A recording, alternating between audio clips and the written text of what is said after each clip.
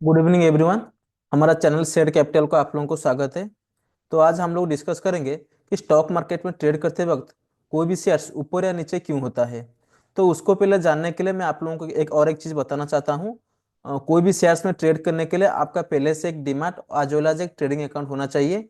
Demat और trading account क्या होता है उसका मैं एक अलग से वीडियो पहले से बना चुका हूँ। वीडियो के लास्ट को डिस्क्रिप्शन में मैं ऐड कर दूंगा वीडियो का लिंक, आप लोग वहां से जाकर चेकआउट कर सकते हैं। तो शेयर्स कैसे ऊपर या नीचे होता है उसका शुरुआत हम लोग एक एग्जाम्पल के जरिए से करते हैं। वो एग्जाम्पल हमारा फूड्स मार्केट से शुरू होता है। सपोज हम लोग एक फ्रूट्स मार्केट गए हैं, तो एक फल का हम लोग एग्जाम्पल लेंगे, वो फल है सेब। वो सबसे बढ़िया रहेगा समझने के लिए। आप जब कोई सेब की दुकान जाते हैं, वो आपको बोलता है कि भैया कि मेरे पास चार तरह का सेब है। एक सेब चाइना का है, एक कश्मीर का है, एक पुणे का है और एक लोकल का है। उसी हिसाब से उसका चारों का प्राइस भी डिफाइन होता है। सब ऑब्वियसली सबसे ज्यादा चाइना और कश्मीर का सेव का प्राइस रहेगा, then followed by Pune, then local वाला सेव। मैं जो रेट बता रहा हूँ हमारा यहाँ का, मैं जहाँ पे रहता हूँ उसी हिसाब से रेट बता रहा हूँ, उसी हिसाब से प्राइस डिफाइन होता है। क्योंकि चाइना और कश्मीर का सेव थोड़ा ज्यादा मीठा होता है, ठीक ठाक भी दिखता है इसी हिसाब से। तो सपोज एक दिन क्या होता है कि चाइना में जो सेव का प्रोडक्शन है वो कम हो गया, मतलब सप्लाई कम हो गया, लेकिन डिमांड सेम है। लोग तो सेब खाएंगे लेकिन प्रोडक्शन कम हो गया।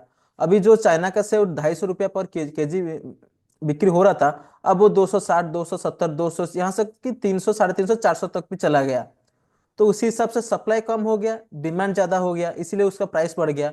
उसका हम लोग रिवर्स चेक करते हैं। रिवर्स मतलब कि चाइना में सप्लाई ठीक ठाक है लेकिन डिमांड कम हो गया, तो प्राइस ऑब्वियसली कम होगा। 250 रुपया से 240, 230, 220, यहाँ तक कि 160, 70, 150 तक भी आ सकता है। तो इस एग्जाम्पल से हम लोग ये समझे कि सप्लाई और डिमांड के जरिया में कोई भी चीज का प्राइस डिफाइन होता है। तो उसी हिसाब से मार्केट से भी सेम चीज होता है। सपोज हम लोग रिलायंस का कोई भी एक शेयर ले लेते हैं, रिलायंस का कोई एक भी शेयर। तो मुझे क्या लगा कि नहीं, रिलायंस का कंपनी का रिजल्ट अच्छा आया है, ठीक ठाक आया है। तो कंपनी में ग्रोथ ग्रोथ आ रहा है, अर्निंग पोटेंशियल है, तो उसी हिसाब से क्वार्टर एंड रिजल्ट भी अच्छा है, उसी हिसाब से स्टॉक का प्राइस बढ़ेगा। तो मैं क्या किया हूँ, रिलायंस का शेयर्स के लिए ज्यादा पैसा देने के लिए तैयार हूँ। उसका रिवर्स करते हैं। सपोज रिलायंस का शेयर्स में डाउनफॉल आया है, मतलब कंपनी का अर्निंग्स कम हुआ है, क्वार्टर एंड का रिजल्ट भी खराब आया है। तो इसका मतलब रिलायंस खराब रिजल्ट दे रहा है। तो मैं क्या करूंगा, रिलायंस के शेयर्स के लिए ज्यादा पैसा देने के लिए तैयार हूं नहीं, मैं उसको बेचने के लिए ज्यादा तैयार हूं, जितना जल्दी उसको बेच पाऊं। ये हो गया फर्स्ट कॉन्सेप्ट, सप्लाई और डिमांड। सेकंड कॉन्सेप्ट, अब ये कैसे ऊपर जाता है कैसे नीचे जाता है शेयर्स का प्राइस, ये तो हम लोग समझ गए। लेकिन कितना ऊपर जाएगा और कितना नीचे जाएगा वो अलग, उसका अलग सा मैकेनिज्म है। प्रीवियस वाला एग्जांपल, सेब के एग्जांपल हम लोग जाते हैं। सपोज चाइना में सेब का प्रोडक्शन ड्रास्टिकल डाउन हो गया, जहां पे 1 टन प्रोड्यूस हो रहा था, अभी वहां पे 200-300 क्विंटल प्रोडक्शन हो रहा है, लेकिन सप्लाई सेम है। तो जहां से प्राइस 250 रुपया होना चाहिए वो 500, 600, 700 तक चला गया।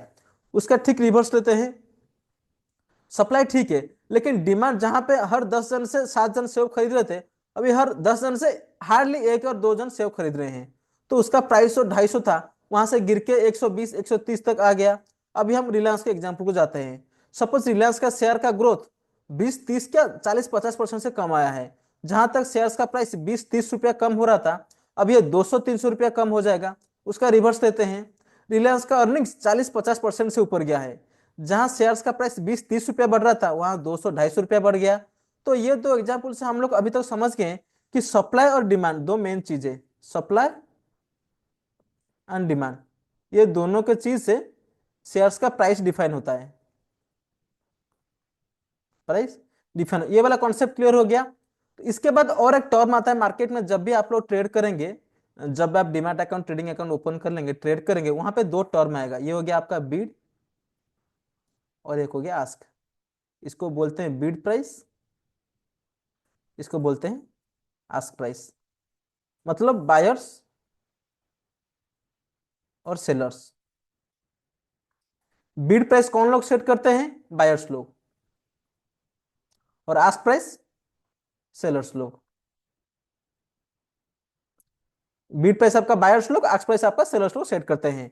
कोई भी शेयर्स को क्या होता है ना, जब ऑर्डर मैचिंग होता है, मतलब अब जब भी सेव खरीद रहे हैं, मैं सपोज बोला कि नहीं भैया 250 रुपया में सेव दे दीजिए, वो बोलेगा नहीं भैया रेट है 260, 270 रुपया, आपको लेना तो लीजिए वरना नहीं।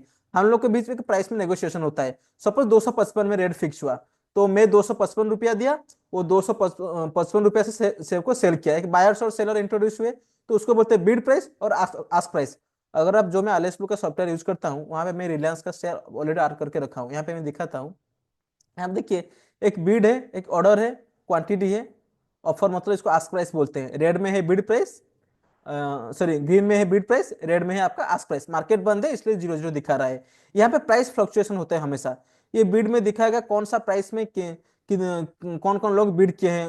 ये देखिए 1222 रुपया 30 पैसा में अभी कोई प्राइस क्लोज हुआ है। यहाँ पे कितना क्वांटिटी कोई ऑर्डर में लगाया है। यहाँ पे ऑफर मतलब आस्क प्राइस। ये ऑर्डर्स को, नंबर सब ऑर्डर्स को छोड़ दीजिए, आप बस बिड प्राइस और क्वांटिटी में देखिए, ये आस्क प्राइस और क्वांटिटी में चेक कीजिए। यहाँ पे आस्क प्राइस भी आएगा, कितना प्राइस में लोग सेल करने के लिए राजी है, कितना क्वांटिटी सेल करने के लिए राजी है। जब इन दोनों के भी अंदर मैचिंग होगा, तब मार्केट में कोई बायर्स और सेलर्स में ऑर्डर मैचिंग के बाद प्राइस इंट्रोड्यूस होता है, फाइनल प्राइस नेगोशिएशन के बाद। उसके बाद ऑर्डर एक एग्जीक्यूट होता है, ठीक है। ये काम करता है exchange, national stock exchange, Bombay stock exchange, NSC और बीएसई एक्सचेंज का काम यही है कि बायर्स और सेलर्स के बीच स्टॉक को एक्सचेंज करता रहता है, ठीक है। ये तो आप लोगों को समझ में आ गया। तो आज का वीडियो में हम लोग जाने कि जब भी कोई से पर्टिकुलर शेयर्स का प्राइस ऊपर या नीचे आता है, सप्लाई और डिमांड की वजह से जाता है। अगर पर्टिकुलर शेयर्स का सप्लाई कम है, डिमांड ज्यादा है, तो स्टॉक प्राइस नो डाउट बढ़ेगा। और उसका वाइस वर्सा, सप्लाई ज्यादा है, सॉरी सप्लाई कांस्टेंट है, डिमांड आपका कम हो गया, तो प्राइस गिरेगा, ठीक है।